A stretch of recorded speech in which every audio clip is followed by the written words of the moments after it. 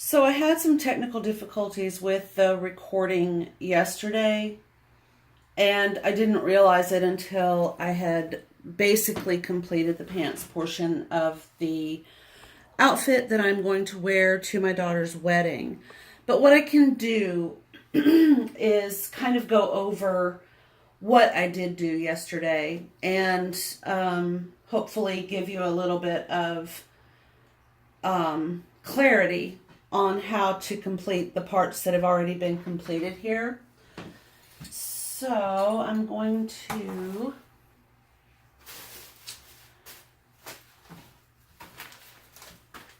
start by getting out the pattern. I will need my iron today.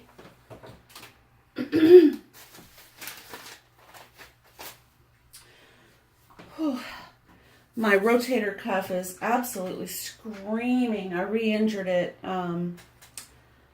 walking my puppy. Oh my goodness. And that's what's been causing me to have so many problems getting this outfit ready. Just sitting down to sew has been, pure agony. But I'm getting better, just one day at a time.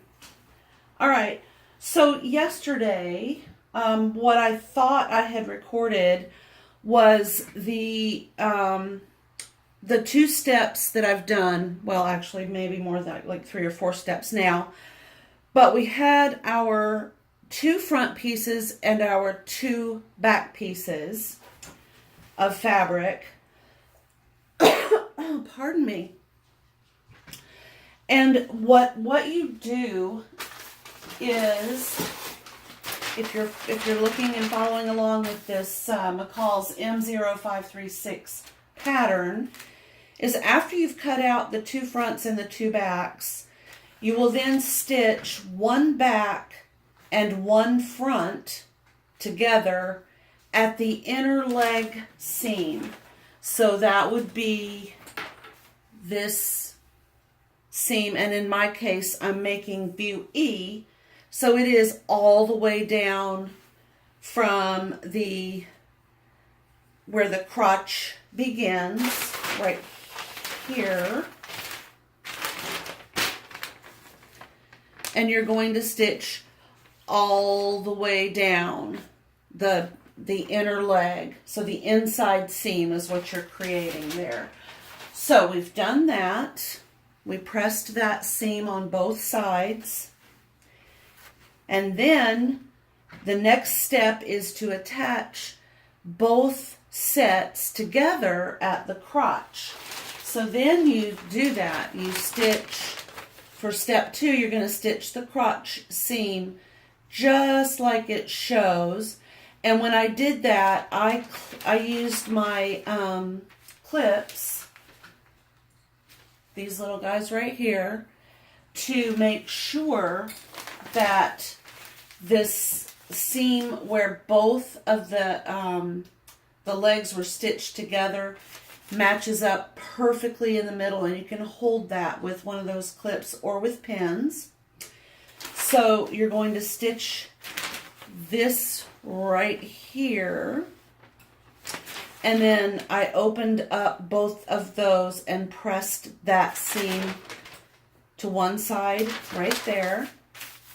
Okay, and then you can actually stitch it again, because this is an area of the garment that's going to get most of the wear and tear, and that's true of most pairs of pants that you sew, whether it's a pair of jeans or something made from this filmy floopy gauze.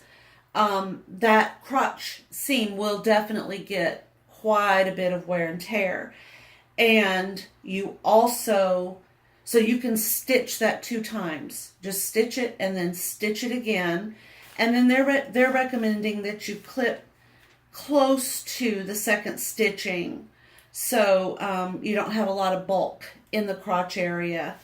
I have chosen not to do either of those steps with this fabric, because sometimes stitching can actually weaken fabric. This fabric is extremely fragile. I'm going to wear these pants one time. I guarantee it. If I wear them one time, I just don't feel like I'm going to have an issue. And I'm making them extra large. I want a lot of sway and movement in this fabric. I want it to look like a skirt. That is she wearing pants or is she wearing a skirt? That's what I want it to look like. So I'm not going to have a tight fit in any area of this garment. However, I will say if I were making this out of cotton or pretty much anything else, I would definitely do that extra step. If I were making, I think it's the View D, if I wanted to wear that to the gym, I absolutely would do the double stitch in the crotch area. All right, so then the next step, and that's kind of where I am. I'm in this area now. You're going to stitch one pocket to the front and one pocket to the back at each side with a 1/4 inch seam, and you're going to press the seams toward the pockets. Okay, so I have done that. That's exactly where I am right now. The next step is where I am, and that is to stitch the front and the back together at the sides. So that's going all the way down the outside right here. But you want to make sure that you leave an opening for your pocket. So the place where I am right now is over here, and I have just clipped the waistband. It probably wouldn't be necessary to do that if the fabric were a little bit, if it had a little bit firmer hand, but it's just so, I keep saying floopy. And I kind of need it to stay together.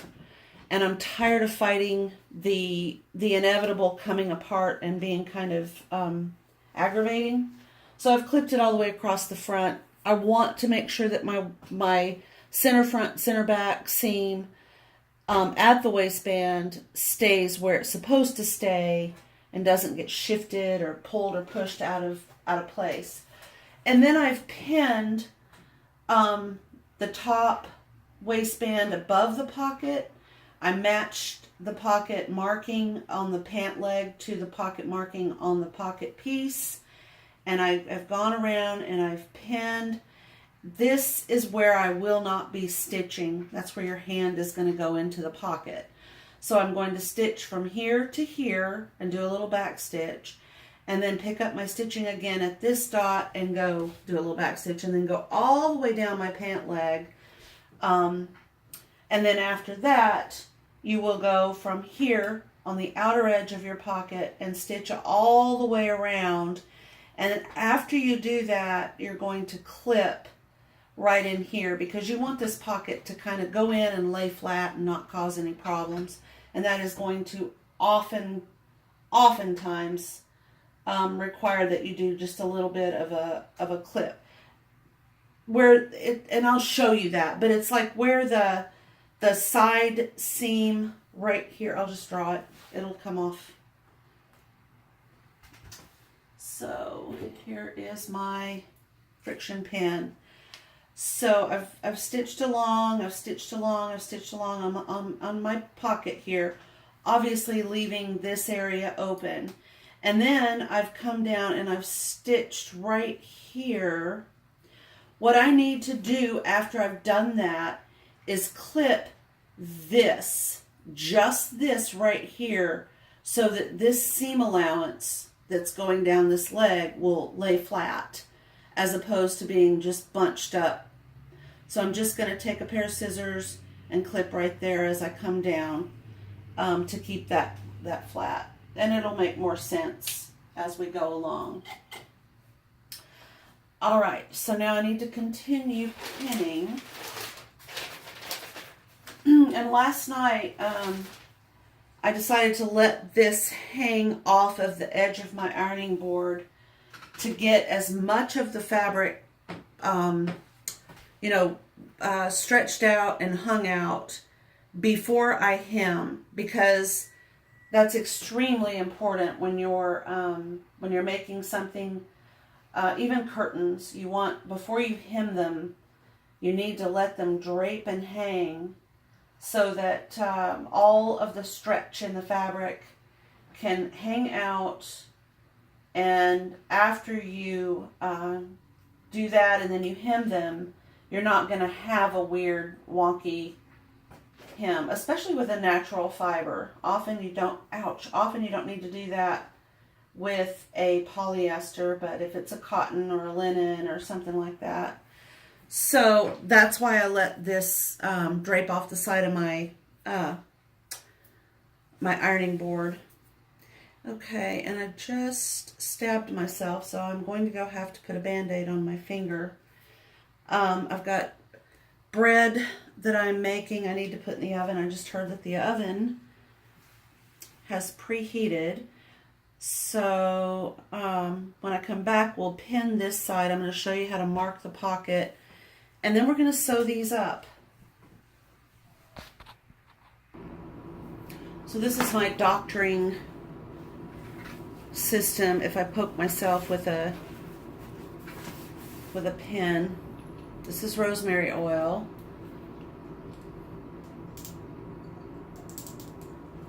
And honestly, you don't need much. I'm gonna let that. It's a nice astringent and it smells good.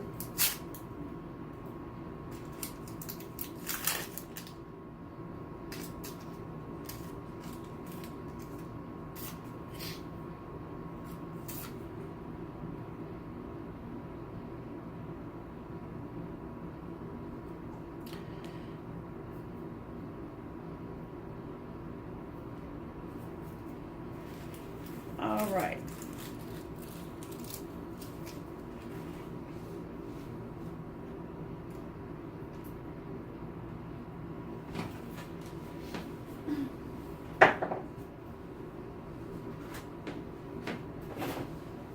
Okay.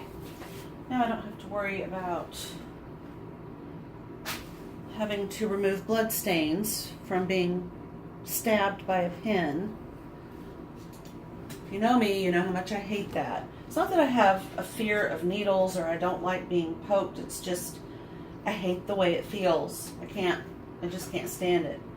The main thing is I cannot stand when I forget to deal with it and I end up getting blood on something that I really wasn't planning on having to deal with. Such a pain. I guess we all have our weird little things. That's one of my many. Okay, so I'm kind of lining up my pocket on the front and my pocket on the back on the other side of these pants. Making sure that everything is straight, lined up like it's supposed to be. Okay, there we go.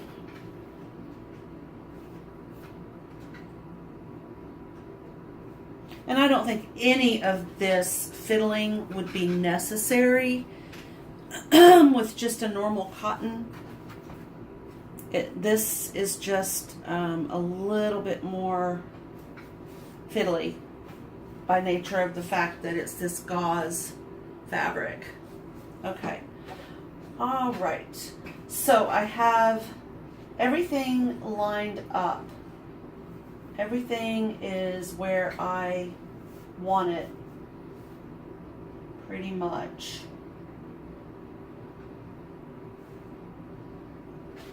Sometimes it acts like Velcro to itself. It's so funny. All right. So that looks pretty good. So what I'm going to do now is I'm going to take this pattern piece, and I only have to do this on one side. I don't have to get both pattern pieces out. And I'm looking for these circles. on the pattern piece. There's markings for the large, extra large, and extra, extra large. I'm making the extra, extra large pants because I really wanted a lot of leg, and I can take the waist up, but I want a lot of flow out of this fabric. And because it's very flowy, I don't have to worry about it being so, you know, like I'm wearing a tent. I think it'll definitely drape. I would have made my side large had it not been for the fact that I needed that extra floofy stuff. Bama, they know. Puppies.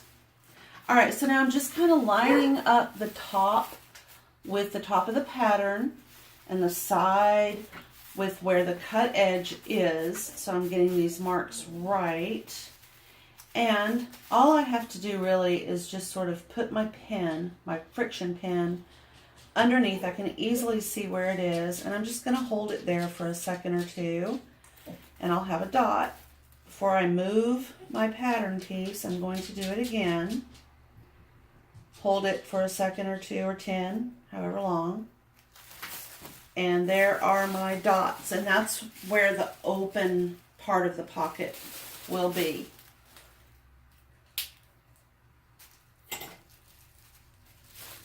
Okay. Now I can put my pattern piece away.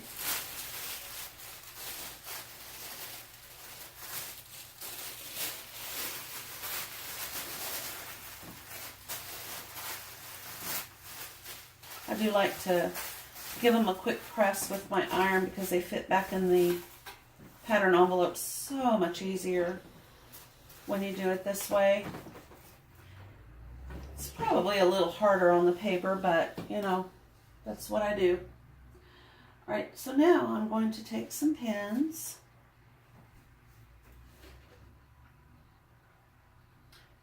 And remember, these are long glass head pins. If I want to press on top of them, I can. And because of their length, I can pin twice, which means the pins will stay. It's almost like doing a little basting stitch with a pin.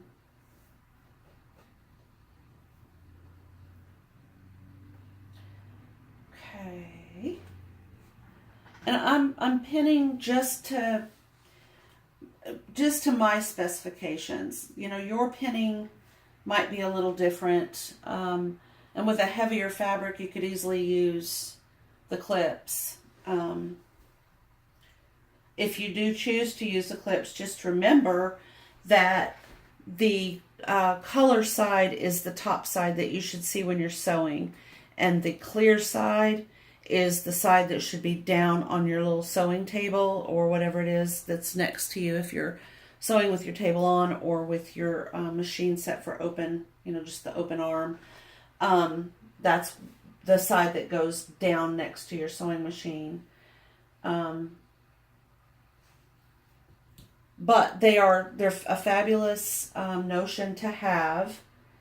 They do really, really help.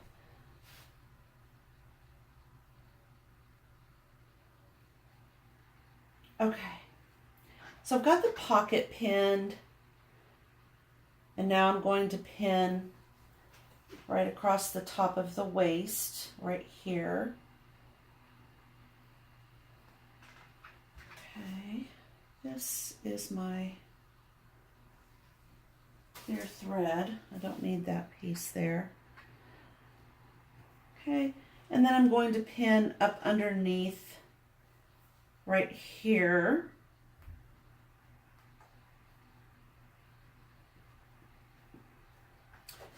And I personally don't think I need to pin all the way down the leg. I can just take my time and kind of match up my edges. Pinning would, I think, just kind of be a little bit redundant for me. But if I were using a slick fabric or maybe even a cotton or a polished cotton fabric, I would probably want a pin because they do slip and slide. This is acting more like Velcro in a way.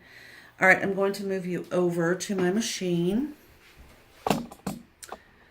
Sorry about that.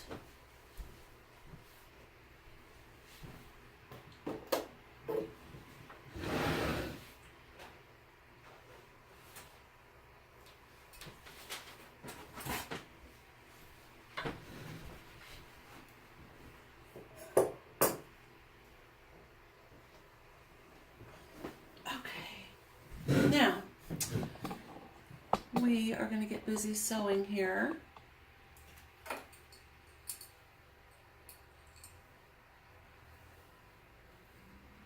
I'm being very careful because I know that I have a lot of pins, and I have only said 4,000 times how much I hate being poked by pins.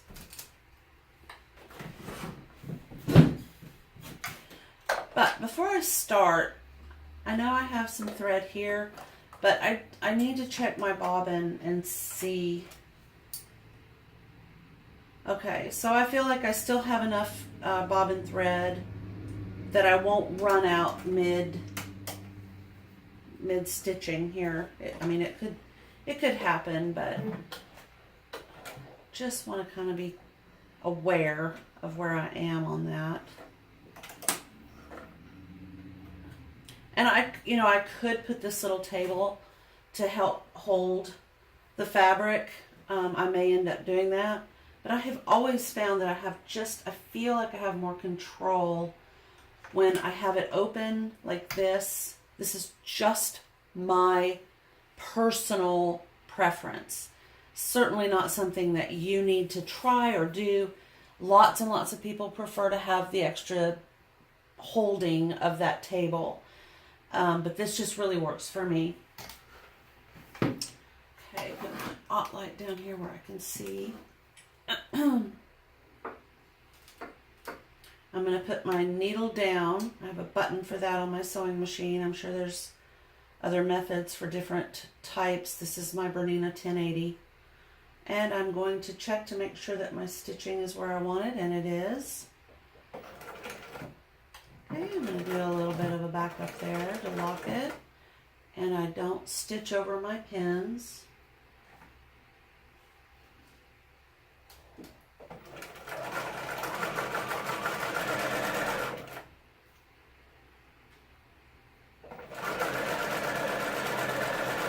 Okay, there's that dot. So I'm going to back up. Okay.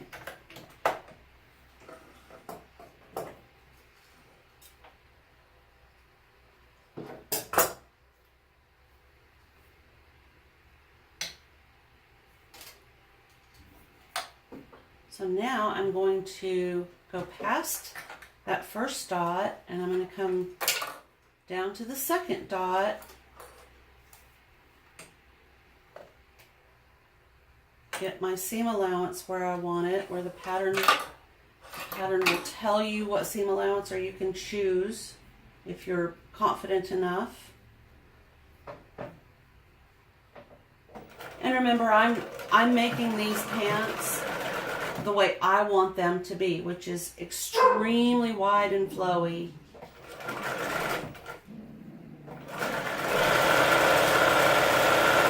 And now I'm just going to go straight down the leg.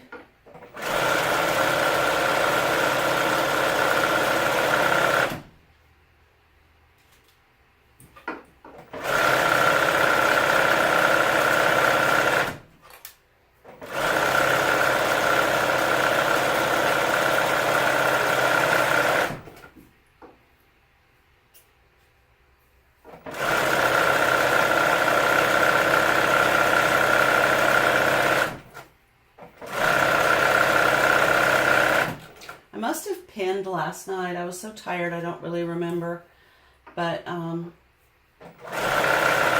it's not something I felt like I need to do.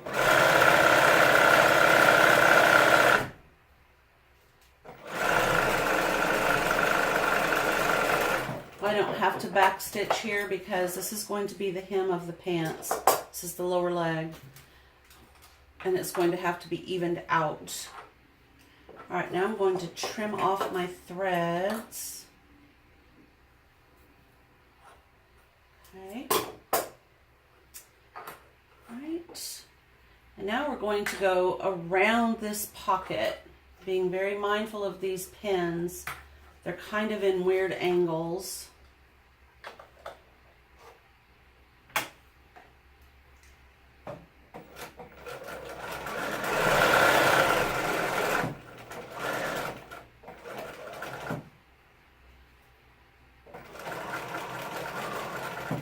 Okay, I'm going to have my needle down. I'm going to lift my presser foot and turn. And then continue stitching. I'm making sure I don't hit a pin.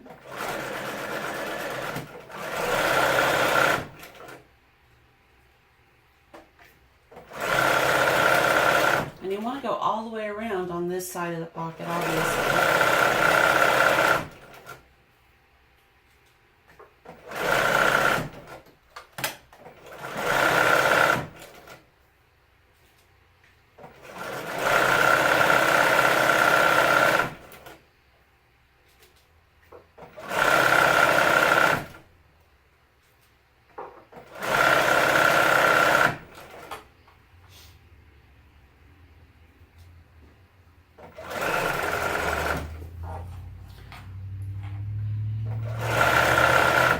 And then make sure that you go up to where the pocket has not been stitched. And all I can tell you is you will see it when you get to this. It's kind of a goofy little idea. And some pattern companies do pockets differently. And I'm just going to do a little back stitch there. And it's kind of in the seam allowance of the leg. And remember, we will be cutting right here so that and it's only on one side. I mean, you could cut both, I guess, but all you're trying to do is open up the seam allowance so it will lay flat. You might even want to just use a pair of craft scissors for this and not your actual big, large sewing dressmaking scissors. But we want that to lay flat. Okay, and now I'm going to trim off all these weird little threads that are just hanging around.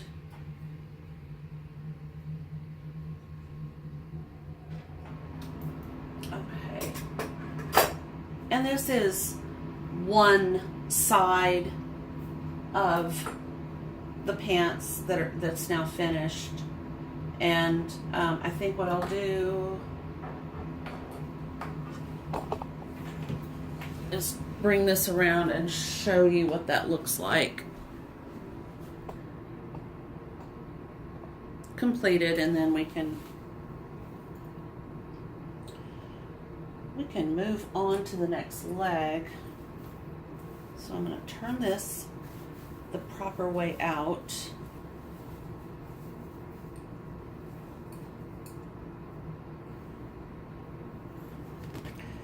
Okay, so here is our pocket. When we're wearing our pants, we'll be able to put our hand within the pocket. It's a nice deep pocket.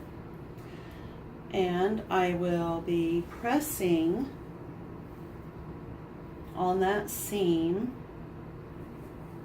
so that it's nice and flat along that outer edge, and the pocket looks, you know, kind of seamless. As you can see, it just kind of blends right into that side seam.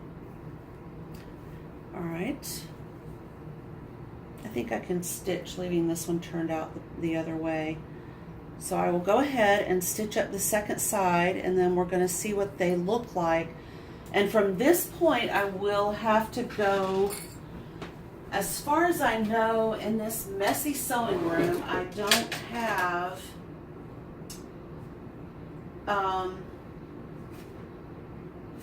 I really don't have elastic that I would be comfortable using for this. They are elastic waistband pants, and all I have here are the underwear and pajama elastic. that might work, but it just seems, I don't know. I was really, what my plan is to look for a no roll.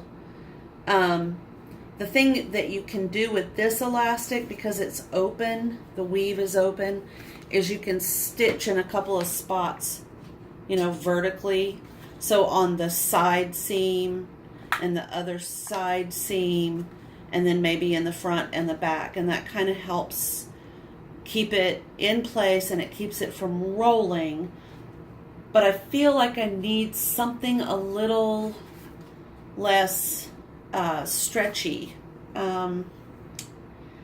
This is about a 10%, I think. I think it is. So I would need 3/4 to 1.5 inch, or 3/4 to 1 inch. And then, of course, you know, it's the deduct 3 inches. Yeah, this is deduct 3 inches, and I need the elastic where I would only be deducting 1 inch because I need it to be a little firmer. So that's my job for today. When I go to Everett, I'll stop in at Joann and I'll pick up some elastic and finish up these pants, get the hems done. They're finished, and then that gives me a few more days to get the jacket and the top done. But I'm going to go ahead and finish this other side, and when I come back, we'll look and see what that looks like.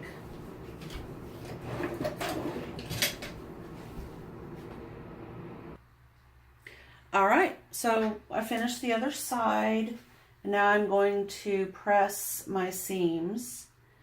And the way I'm going to do that is I'm going to put them on my ironing board, right side out, just as if the garment were completed and I were giving it a press after washing it. I want to see how we're going with that. And because I can kind of see through the fabric, I can determine which direction I want the seam allowance, you know, to lie down underneath the iron without having to go flipping and flopping back and forth. Okay, and this is the hem. This is the bottom of the pant leg. So just slide that over. Once I get it started going in one direction, it typically will go. But you just kind of have to take a little bit of care and caution. I'm not tugging and pulling too much, but because these are a wide leg pant, they're going to fit right on this ironing board.